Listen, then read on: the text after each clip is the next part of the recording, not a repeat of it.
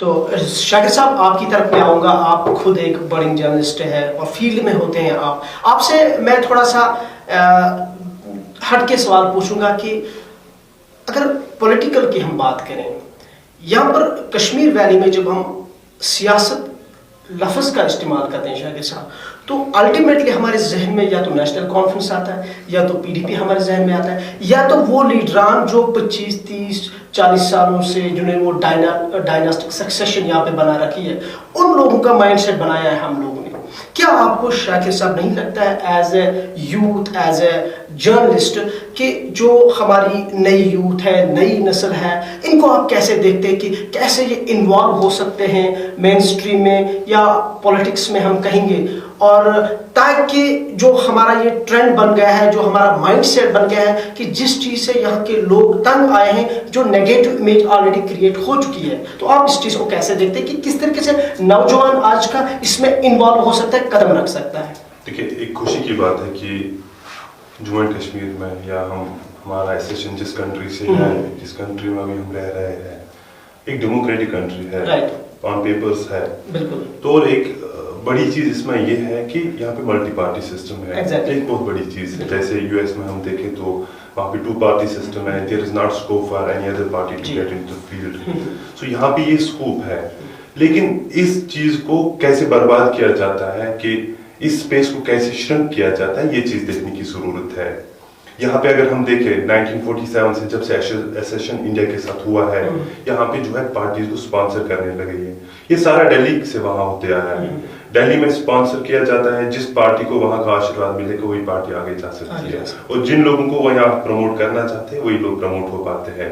باقی جو لوگ آتے ہیں سیاست میں آتے ہیں، جیسے کوئی نئی پارٹی آ جاتی ہے تو اس کو لیبلنگ کی جاتی ہے، پی آر ایجنسیز لگی رہتی ہیں، ان کو ڈیفیم کرنے کی کوشش کی جاتی ہے، ان کو اسپیس نہیں ملتی ہے، ان کو گراؤنڈ میں جو ہے ایکسیپٹیبلٹی نہیں ملتی ہے.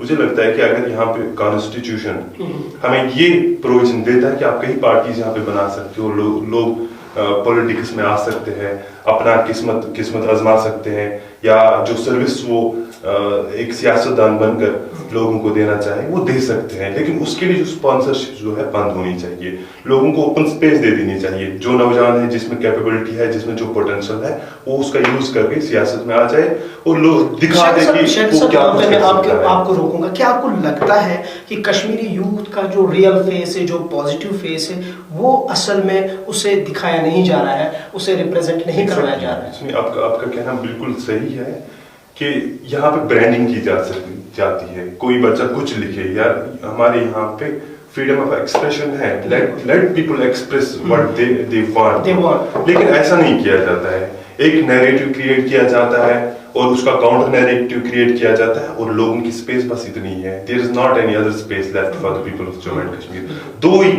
ایک تو ایک نیریٹو، ایک کاؤنٹر نیریٹو ہے. Two teams have been working on this thing since many years. یہ چیز بند ہونی چاہیے. نیریٹو بنانا اور اس کا کاؤنٹر نیریٹو بنانا ہے. لوگوں کو ایک اوپن اسپیس دے دینی چاہیے کہ وہ کیا چاہتے ہیں، وہ کیا کرنا چاہتے ہیں، وہ کیسے لوگوں کو سروس ڈیلیور کر سکتے ہیں، کس فیلڈ میں آ کے ڈیلیور کر سکتے ہیں. یہاں پہ for example sprouting of N G Os ہو چکی ہے. این جی اوز کی اسپراؤٹنگ کے ساتھ ہی کیا ہو جاتا ہے کہ ان کو لیبلنگ کی جاتی ہے، یہ اس ایجنسی کی ہے، یہ اس ایجنسی کی، یہ اس ایجنسی کی ہے. مجھے لگتا ہے کہ ان ایجنسیز کو بھی چاہیے کہ ان کو فنڈنگ کرنا بند کر دے، کسی ایک پرٹیکولر دشا میں لے جانا بند کر دے. ان کو اپنے حساب سے کام کرنے دینا چاہیے. اگر کوئی ایجنسی کسی این جی او کو اسپانسر کرتی ہے، بند کر دیجیے. ان کو اپنے حساب سے کام کرنے دو. دیکھتے وہ کیسے کیا کر سکتے ہیں، کیسے لوگوں کی خدمت کر سکتے ہیں. جب ایسا ہوتا ہے تو ایک ریس لگ جاتی ہے، ہم بھی ان سے فنڈنگ لے لیں، ایک ہی دشا میں سارے لوگ چلے جاتے ہیں. پروجیکٹس جیسے دیے جاتے ہیں، یہ پروجیکٹ آج یہ کرو، اب یہ اس چیز کو پروموٹ کرو. نہیں، آپ میڈیا کو بھی اسپیس دو. کچھ پروجیکٹس مت دو، میڈیا کو اسپیس دو.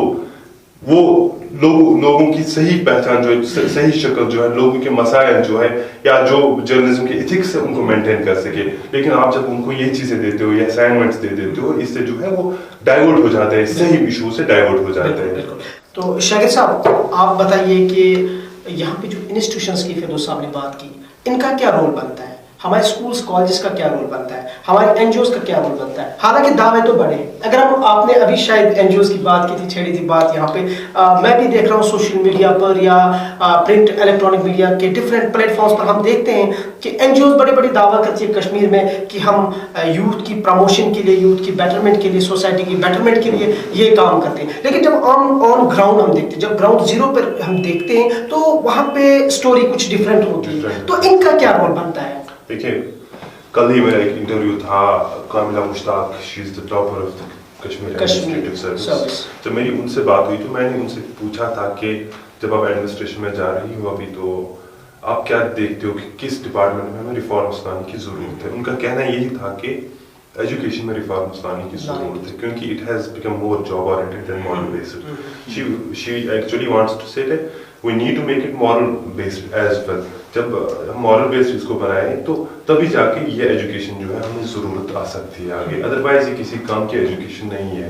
जैसे करियर काउंसलिंग की बात कर रहे थे फिरदौस साहब, करियर काउंसलिंग एक इम्पॉर्टेंट इशू है कि हमारे बच्चों को ग्रेजुएशन करने तक भी पता नहीं होता कि हम किस दिशा की ओर जा रहे हैं। ये जो हमारे हायर एजुकेशन डिपार्टमेंट के तलत परवेज साहब हैं, उनसे मेरा चैट कुछ दिन पहले ही हुआ था, तो उससे मैंने ये बात भी पूछी थी कि हमारे बच्चे जब स्कूल जाते हैं, कि 10th करते हैं, उसके बाद 12th करते हैं, फिर जो सब्जेक्ट कॉलेज में मिला वो सब्जेक्ट लेके चले जाते हैं, टारगेट होता है ग्रेजुएशन करना।